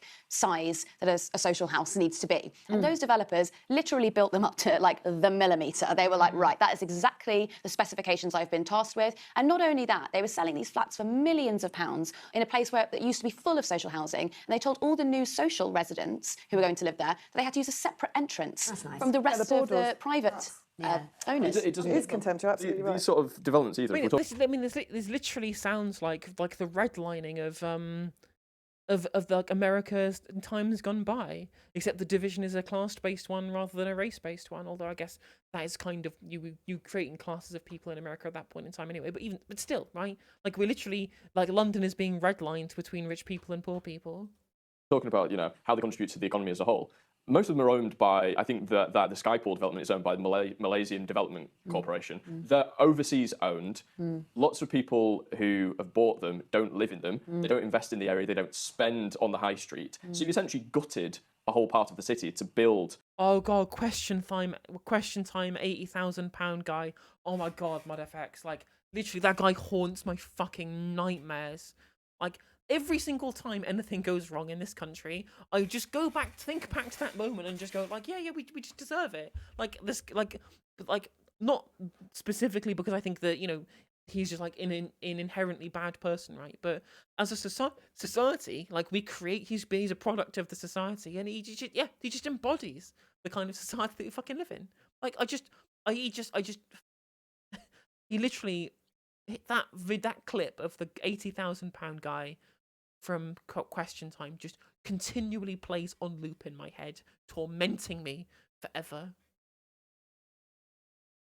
Like safety deposit boxes for the rich and famous oligarchs of the world. That's what we've been reading about Qatar and all the uproar around the football. I think they're the third biggest landowners in London. Yeah, Harrods, they own the Shard. They own the Shard. And what we're sort of describing, without being over the top, it's like Victorian times. You've got the wealthy and you've got the poor, and that gap is becoming ever wider. And that is the situation when you've got cheap by jowl social housing that isn't fit for purpose, and then with these multi-million flats. You also just create a completely you create a completely a dysfunctional society, right? It is not a functional society when you have incredibly poor people living by incredibly rich people. Why do you think the London riots happened in the way that they did, right? When you create a society, a culture, an economic system that prioritizes financial success as a personal merit above all, right? So much so that people feel the need to display how much better they are than everybody else. Because not only is the ability to be able to get money a market, but building the profile of somebody who's been successful financially is also a market. You're marketizing yourself as a person, right? So much so, people would feel compelled to be able to get hold of the meaningless objects of attachment, right? That can be used to signal how well you've done in this competitive market of people wanting to become as filthy rich as possible over and over and over again. Like, why? I can't believe we got to this point. Who would have thunk it? Who would have thought that might happen? Right? You had a society that was entirely built around personal greed. I can't believe it. I can't believe we got to this point. Weird, isn't it? Don't make everything Hunger Games and then complain that there's a crossbow bolt in your chest. Well, yeah, true, 100%. Even moving in Super Tansky circles, guess that's how she found out about the landlord. with a bloody Wait, swimming pool. it's funny you say that because Peabody, the institution that came in, actually was like huge in the Victorian times, and they came in with this idea that we're going to make nice social housing. Most of that housing is now private, and it's being rented back to people for an extortionate sum of money when it was literally built to provide nice housing for people who don't earn very much. It's unbelievable. But one of the problems as well that you have with the developers is that they will have bought that land where they will, and many of them fiddle it as well. They'll say we're building 100 social houses, and then after the planning's gone through, they say, well, actually, Yeah. we can only do I was going to say, I'm surprised they even built the social Yeah. housing to spec, let But then alone... also part of that is because the land that they have bought is so expensive to start with, and that is because of a lack of housing in general, which has been brought on by successive governments from the last 30 years not building houses. And going back to the point about the poor... I just it infuriates me watching a panel full of liberals just go like, oh, I'm happy to live within capitalism, but I can't believe that all of these different systems where people have these incentive structures to put profit over people have led to these negative externalities. I can't. Then they just don't put two and two together. It's capitalism. It's neoliberalism. This is why. It's like, and Cristo will literally go, well, it's the government's fault, whilst forgetting that the government does stuff to continually get elected. And the reason why that they have the mandate to do that is because of the desires and the material interests of people like him and the class that he belongs to. They just refuse to see things in a systemic manner. They will always find the thing that's been done incorrectly rather than the system that exists incorrectly, or the system that creates like the perverse incentive structures. Oh God, it absolutely just drives me around the bend.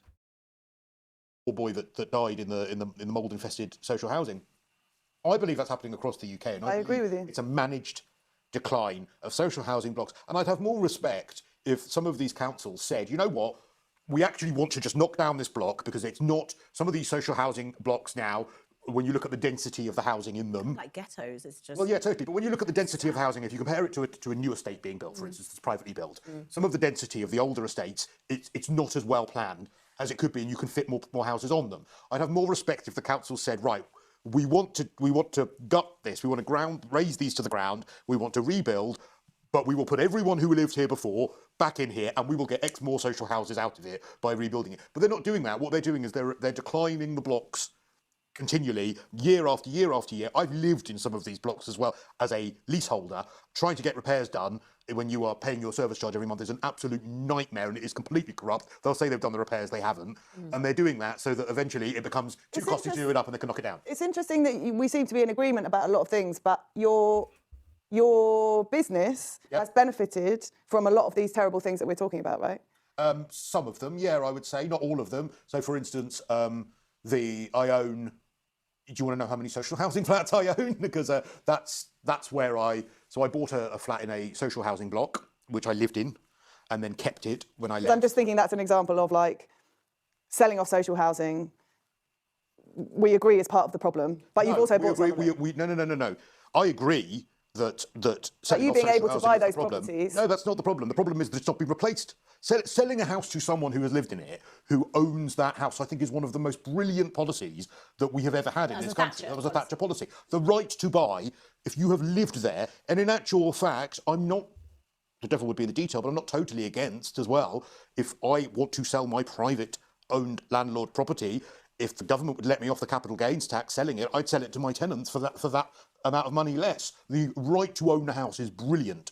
And I am not against people being able to buy social houses. What I'm against is the money not being used to replace it like for like, one property for one property. It is about replacing it. Which was never going to happen. Well, I actually, to cut him some slack, I genuinely do agree with this. Like, having spent all of this time, like, I do genuinely believe that as long as you are replacing like for like, one for one, that's fine, right? But what I think was the correct thing to do was what was in the 2017 Labour manifesto, which was a pause on right to buy until the housing stock has been replenished. And then once the housing stock has been replenished, you then start right to buy again on the basis that they have to be replaced. And the stock has to continue to increase, right? I think that's fine. I don't necessarily disagree with that. I just disagree with, the whole landlord thing that he's doing. In that policy anyway, so it's kind of by the by. Well, it could have happened with Labour from 97 to 2010. Labour want to bring Sure. that back. Well, yeah, that's true, Elron, right? So the reasons why the governments and why the local authorities just didn't do that, they didn't replace it, is because, the line wouldn't go up if they did, right? Like, it's not good for the people whose votes that they want to call at the next election to let them buy a house that then depreciates in value after you've bought it with right to buy. And that's why it never happened and might never work like that, right? You're absolutely right. Again, what was that? Is there internally corrupting incentives in this like innocent policy platform and within this system? Oh, I can't believe where did all these negative externalities come from? Could have happened since it's But I guess it didn't, and it wasn't built into right to buy was not about replacing those. I think it was sold at the time that it would be. So, hypothetically, if you were in power tomorrow, what would you do? What positive solutions would you say would have the most impact and the quickest to sort things out from the things that you see every day? I don't know. I mean, Ban landlords. I'm not a politician, and I'd hope that whatever solutions were brought about would be at a national level and would be focusing on building good quality housing that's going to last for a long time. So we all agree social housing needs to be fit for purpose, healthy to live in, and there needs to be more of it. And we all agree that it is just a fundamental problem that the working population cannot afford to get on the housing ladder if they're of a certain age. Or, as well, my issue is public sector workers who can't afford to live anywhere near where they work, beg your pardon. So, for instance, Not even public sector workers, I think like in general. Just general, yeah. I think, it's unbelievable. If you think of people who work in the care sector, which is largely private, a lot of it, people are driving like 10 miles a day in London. Sorry, I'm being very London-centric, but in London, that's a really long way to travel to work. You and me both, Jim, speak. Like, I have taken the Ho Chi Minh pill. Why can't you live near? Well, another issue that's arising out of all of this, so... I was aware, Caterpillar, that the lets on homes that you get where you can essentially, they can give you tenancies for life so that you don't have the ability to pass on the house to somebody else, but you know that you have it forever, essentially, so you can make it your own, I guess. I don't know. I've not looked into Chinese housing markets enough, to be honest. But I do know there's a real estate bubble. It's complicated. It's too complicated for me to look into, specifically to China. Has anyone ever wondered if it just simply boils down to allowing younger people better living standards means that they have less talking points to feel smug and browbeat people with? Well, there's this self-rationalising that goes on from the boomer class where they have to continually keep telling themselves that they didn't screw over their own kids, right? Because they'd instantly have like a mental breakdown if they realised the kind of world that they have bequeathed to their children, right? They have to ignore that and they have to continually push past that because they would have a mental breakdown if they did.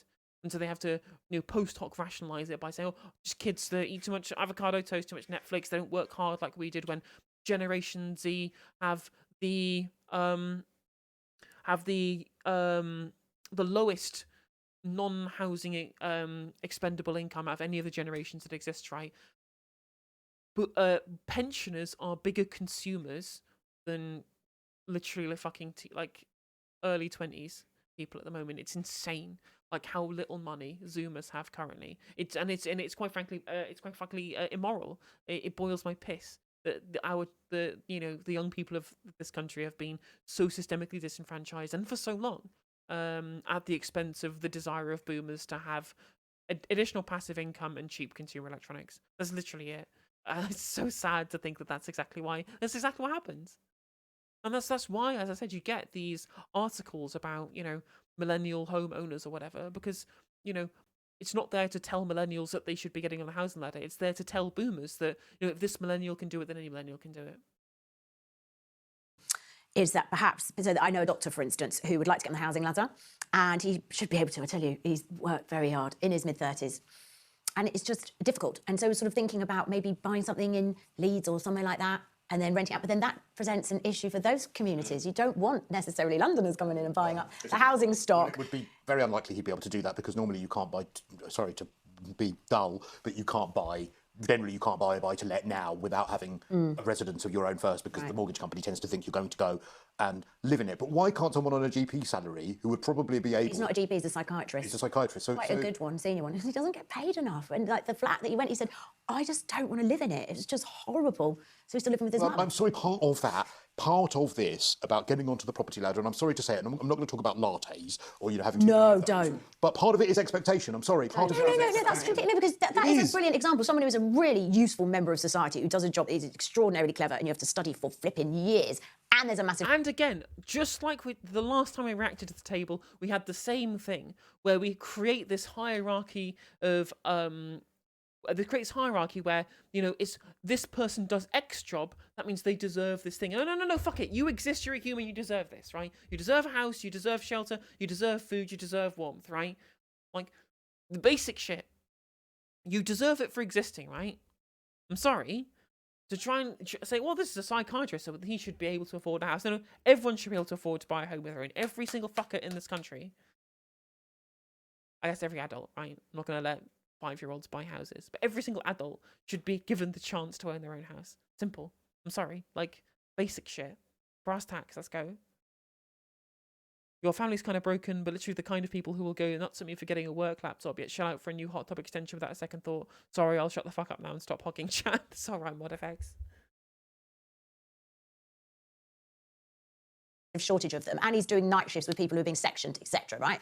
And then, well, that's why you're absolutely right, Jim, and that's why they are specifically going against, like, trying to keep nurses' pay rise low. Because they know that it's a really easy way of browbeating every other set of striking workers by saying, well, I can't believe you're asking for more than the nurses are getting, because everyone can there's a kind of unspoken agreement that nurses are the most deserving, right? he can't afford to get just a decent one-bedroom flat because you need a 40, 50 grand deposit. That is not possible to save up for. Well, again, I think that then for a 50 grand deposit would give you a £500,000 flat. That's ridiculous as your first property. I'm sorry. That's ridiculous for your first flat. He showed me what they were. They weren't that great. And I know, again, we're being London-centric, Yeah, but you only need to go on Rightmove. They have bloody garages for £1 million in some parts of London. Again, those are the ridiculous parts of London. You don't need to live in central London for your why first should property. somebody who does that job not live somewhere like Harvard? You're sort of saying, well, just go and live in a tiny shithole and be happy. I'm not with saying it. live in a tiny shithole. But that's all he can afford. Manage your expectations. I would have loved for my first property to have lived next to my parents' beautiful house in Leafy St Albans. I couldn't afford it. But there's Of course he's from fucking St Albans, right? I know the kind of, because I'm from near that area, right? I'm middle class as shit, right? Like, at least my upbringing was middle class as shit. Like, I know the kind of people of that fucking area. Of course he fucking does. You're talking about zoning No. I'm just too. saying him be able to live reasonably near the hospital That's where Enter Shikari are from. that he works at and just have something that's quite nice and decent and not have to share it with somebody. I think that's a reasonable expectation when you've been working since you're 18. If he's on, say he's on 50 grand, the multiplier for a mortgage is what, 4 or 5 times? About 5 times to Yeah, so 250,000. it's 250,000. I can't believe we're still talking in the range of like £50,000 salaries. Like the median wage in this country is like £31,000. Like that's like almost half that. Like I can't believe we're having this conversation. We're like, well, you have to be earning like almost double the median wage to be able to afford to live in a property. I'm like, I'm losing my mind. Like, are we saying that literally like a third of the country can only be allowed to be homeowners? This is mental. This doesn't make any fucking. This is utterly deranged thinking. I'm sorry. I'm literally losing my tiny mind. And then if you're young, it's less than median. Exactly. Yeah. Good luck finding any property for £250,000 Yeah, exactly. in any part of London. Well, and £50,000 is double the mean salary in this country. So double the average. well, That's again, a really good you salary. can buy places for 250,000. Yeah, that is more like the price he's looking at, and that is pretty It depends on how much do you want to get onto the property ladder. Like I said, my first flat in London was an ex-local. And the other thing was, he's put offers in, and it's gone like that. I'm afraid, Cristo, you're kind of out of touch with how extraordinarily difficult it is I think for people living in working London- professionals to get anywhere. I'm absolutely not, because I'm across the property sector. I don't think so, but daily. you're saying you lived in a property that you didn't particularly like when you first bought your property. Absolutely. Well, we rent them. Those are the properties that we are now paying off someone else's mortgages to live in. Like, it's not. I'm not like asking for some sort of palatial 2-bedroom flat. I'm talking about studios now, which are up to £1,700 to rent. And I'm not talking about living in Shoreditch or Soho. I'm talking about living in like Wood Green, which is really far away. Nothing wrong with Wood Green, but it is very far from where I work. There are 1-bedroom flats for sale in Brixton today at 275. Do you know what? That's literally unaffordable for anyone working like a normal wage. He's literally running face first in the point, and then just doesn't realise that he's looking like an idiot in front of everybody. The level of lack of self-awareness is driving. I'm gonna have an aneurysm. I'm literally gonna have a cardiac arrest right now. I mean, I'm happy to come away and correct the record, but I don't believe you. No. I've just bought one. Where? In Brixton? In between Brixton I and mean, I've Clapham. got nothing in front of me, so I can't quantify it, but I would say, I would bet my next month's rent that And I bet wouldn't be you able to do got that flat quickly because you were able to buy it Because I like paid that. the And yes, they do. Landlords keep chopping everything in half and taking these flats and trying to turn them into as much space as they can, creating rooms where they shouldn't exist. Like, we've all seen the memes going around Twitter and Facebook of like the tiny little half room underneath the stairs, Harry Potter style, in London for £600 a calendar month, right? Bills not included. We've all seen these like horror stories of tiny little alcoves that have been turned into additional places to try and create HMOs that really shouldn't exist. There's a really great Tom Nicholas video about the way the weird way a landlord had to cut up a room so that there was a window to be able to let natural light into the room to make it habitable, to pass the checks that means it could be rented out as a rental property. Like, it's absolutely insane. Landlords are the worst fucking people. I hate them so much. asking price, which was Yeah. £275,000. It needs to be Yeah, and I bet refurbished. you. It needs a lick of paint, but that's what it. That's You're what kind it of is. proving our The average point. home price in London is 550,000. Yes. Like that's just a fact. That is a fact. Do you think I've made that up? Do you think I'm lying? I don't want to be rude, but I do a little bit, yeah, I'm sorry. Well, I'm not lying. I'm not lying. I could give you the address afterwards. I have just bought a flat. Like, to say how ridiculous London is, that's the price of like a 1-bedroom flat in Brixton. My house, my 3-bedroom house that I live in, that me and my brother own together, is worth like £250,000 in Nottingham. Like, that's how crazy London prices are. In Brixton Can I sleep for in it? £275,000. And you know what? It's in an ex-local authority block. It is not the most amazing place, but it's low rise. It's got a little balcony which overlooks a nice park. I nearly gave away the location then. And I'm sorry, those properties are out there, but people, I'm afraid to say, who want to get onto the property ladder and buy, they would look at places like that and think, well, I don't want to live there. No chance. No. How much will you rent it out for? Would you like? Would you? I couldn't afford it anyway. If I literally, people can't afford even that flat. The reason that you can afford that flat, Cristo, is because you've taken everyone's money that they would have spent on deposits in rent because you're a fucking leech. You're a parasite. You do nothing. You're a waste of space. You literally talk for 3 hours a fucking day on Talk TV. And you are taking money away from poor people who cannot afford to own their own home so that you can then buy extra properties that are on the cheap end of the scale that supposedly, Cristo, you're telling us should be the kind of flats for first-time buyers to buy. And you're buying it so they can hoard houses to make extra money off of poor people. How do you not know that you're the fucking bad person here, Cristo? Fuck. Would you like to live there? It's not. Would you like to live there now? Probably not now. Right. But I would. But in my 20s, I would have lived there. In a This second. guy It's isn't nicer. in his 20s. It's He's nicer like, than the. yeah. So you're than the saying flat I had when I was in my 20s. Yeah, so I lived in a sort of crazy flat with a pigeon up the chimney as well. We've all done that. It's like your student days or when you're really, really young. And then you're in your 30s and it is different. And I don't think people do want to particularly live in the same kind of house that they did then. And I know you're probably thinking, you're linking on from a completely different viewpoint from people in social housing.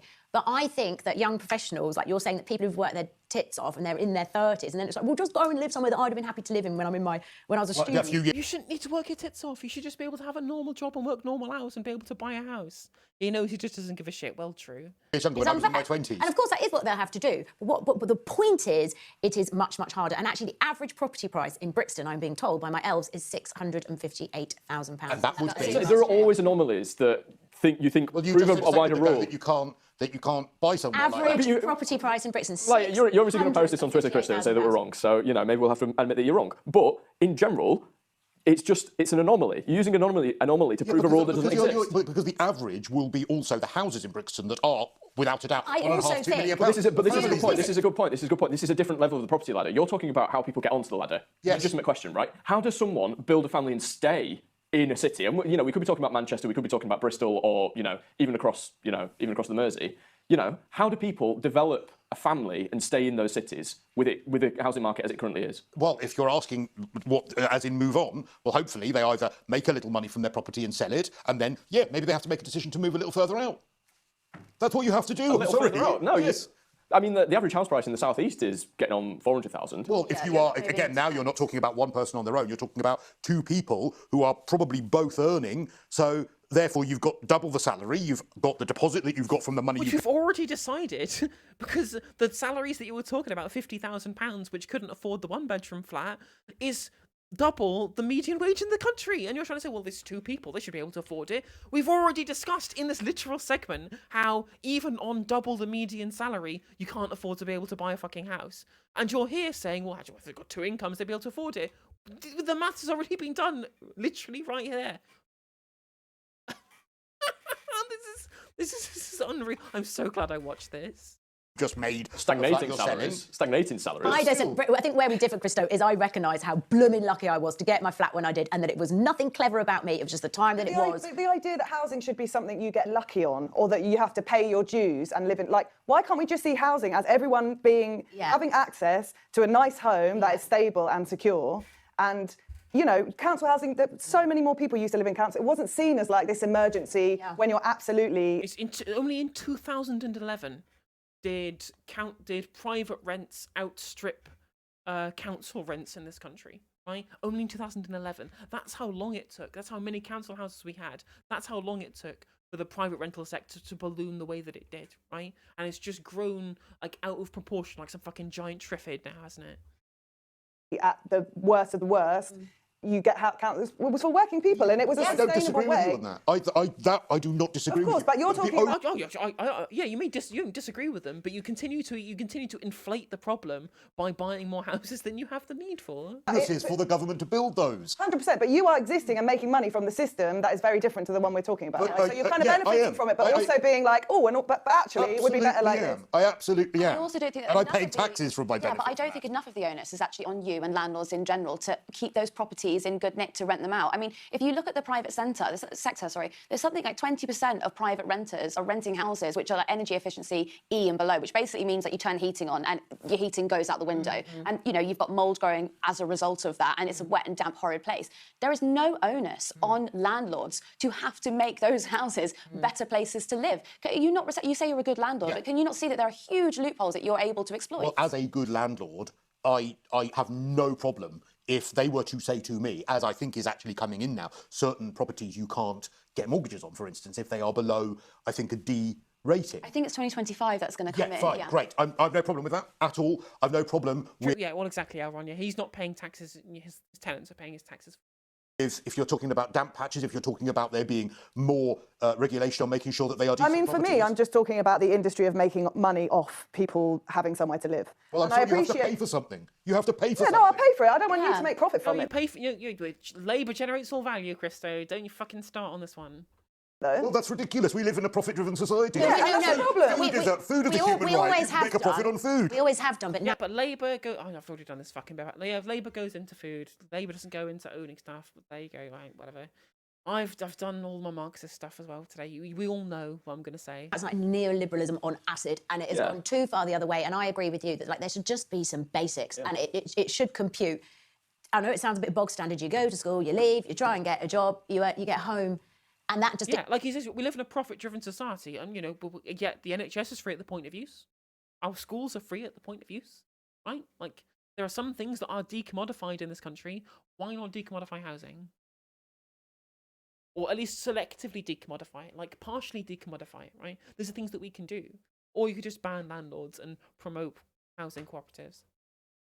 That just can't happen. You're saying, oh, we'll just go and live somewhere that's really bollocks, and then if you've got I'm not saying really bollocks. You kind of did. You said really bollocks. I'm saying you have to know your Brixton's standards. absolutely lovely, yeah. But I think, like you say, if you've got a family and you're trying to get £250,000 property, if you can find one that's got one bedroom, you know, the fact is, Cristo, it needs to be solved. It needs to change. Well, absolutely, and that's why I think building houses is going to be the way to solve it. Yeah. I'm sorry, there are many things that we consider to be human rights that people make money out of. Yeah, but the question is how much. Clothing is a human right, food is a human right, housing is a human right. But you generally tax stuff that has lots of negative externalities, that have negative social consequences, right? And landlordism, rampant landlordism. Rampant landlords. Rampant landlords like you, point the finger. That has a lot of negative social consequences, so you tax it more. I would tax you out of existence, Cristo. Well, then what you'll end up probably happening then is, firstly, you'd end up with a situation where, as you see when rent controls happen, that the person that it gets passed on to the person who's renting the property, or landlords would say, well, actually, my property's paid off, I just won't rent it out. So he's literally admitting in this very thing here that he doesn't pay the taxes. His tenants pay the taxes. He doesn't pay jack shit. His tenants pay literally every fucking penny of that shit. Just won't bother. Just keep it. I don't have There is no way I'm monetizing this segment. I have sworn so much. I tax that. I'd say that no, you can't have an empty property just sitting there, not being let. Can I also say with the rent controls, the removal of rent controls in the 90s and like the rise of buy-to-let mortgages is the reason that we are in the situation we're in now. So the only people who fight back against rent controls, I'm sorry, but are landlords. And you hear it from the government. They're talking about it all the time, arguing it will be disastrous. Sadiq Khan mentioned it, didn't he? Yeah. Sturgeon He did, is yes. doing it. Yeah, Sturgeon is doing it. But The number of reason we're not properties doing that it- have been available for rent in Scotland has gone down since she has done it. I think that's okay. That's the truth. Let's just go. Let's go a bit slower. I mean, we're in a situation. Before she brought in that policy, I was going around Glasgow and I was doing a big long piece there. I was talking to students who were genuinely telling me they were queuing up 40 down the street to look at one property. There was simply not enough houses in Glasgow. Why would you want to so I bring in a think it's policy that ridiculous, makes and I think it's a little bit of a rampant tabloid story to suddenly go, well, the rent controls are throwing everything. Well, so I got that from the BBC, actually. well, so but- they okay, rampant well- tabloid. I mean, Come on. tabloid, BBC, basically the same thing at this point. Also, you know, when you look at the Tories will push that line. You've got a quarter of Tory MPs are landlords. Obviously, This panel is missing is a real shortage of communists on this panel. they're going to push the line that rent controls don't work. I'm sorry, no, what I feel you have done is that you and a few others around this table, kind of all of you, have fallen into the trap of saying, right, well, the easy solution is to demonise the landlord, and the easy solution is to say, well, we'll put in rent controls, a policy which reduces the number of properties available, rather than solving the problem, which is what you're doing, letting the government off the hook for not building more houses. I think we all agree that the government needs to build. I think that's the majority of the solution. Penalising the only people that are providing decent Please, someone tell him that he's the reason why the government won't build the houses. housing at the moment, some of whom I aren't. don't think you are providing decent housing. Well, as I'm not a here to whole. represent bad landlords. Yeah. I'm here to represent good ones. But to penalise the good landlords, who are the ones that are actually picking up the slack, is bizarre and You're not doing it to pick ridiculous. up the slack, are you? You're not doing it to pick up the No, slack. we're doing it for I also must for admit- profit. You're creating artificial scarcity, Cristo. What's wrong with patron that? saint of also landlords. profit is the main thing. Profit is Be your transparent main about it. Don't be like, oh, I'm I think I've helping been the very, housing. very transparent. Yeah. I will say it again. I am not ashamed of making a fair profit out of the properties I own. What I will say is the tenants that have been in there for the last 3 years have not had a rent rise. I'm not going to clap my hands because you have been. The Lord hath deigned to be merciful on his serfs today. 3 years of mercy for his serfs from the benevolent Lord, Cristo Foufas. Providing decent housing. That should be a standard. You're not picking up the slack because you're doing the absolute minimum and maybe more that you should be doing, given that you are a landlord. Yes. Like that's just your duty as a landlord. What to right. Provide decent course, housing. of course, But you I make it absolutely sound agree. like you're doing a wonderful thing because you're like at a level that you're. Well, in tenants fairness, are I'm living in responding. shithole. I'm responding to the idea that all landlords are terrible, and I'm trying to point out I that don't some of think- us aren't. Yeah, but they are all terrible because they're engaging in something that is terrible by default. Like, come on. I think we've said all landlords are terrible. I think that we're responding to you See, exactly, and there you go, Ava. That's why there should be more communists on this panel.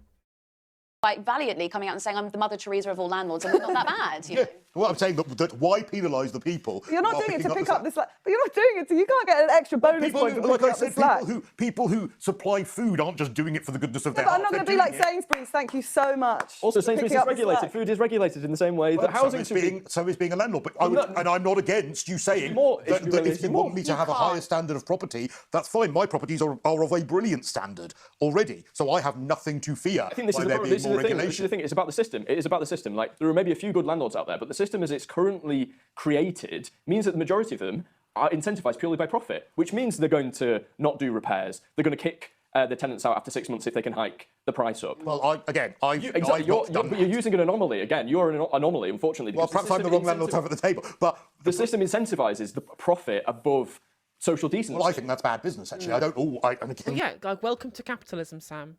Yeah, you're putting profit above human decency. That's how the system fucking works. Like, and good thing. I mean, to be fair, Cristo says the system is bad, and everyone around the table seems to think the system is bad. Yet none of them seems to want to create the solution, which is instead of patch over the system, is change the fucking system. Right, change the system, create a new one, a better one.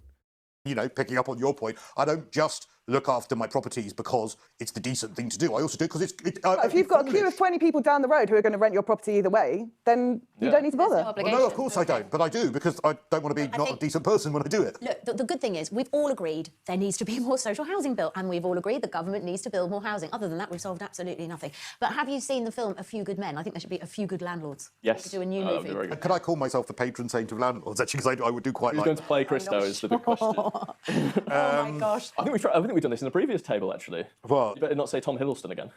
well, I don't think that was me, but I'll take Tom Hardy. I think would be. you go. We can look the same in the same light.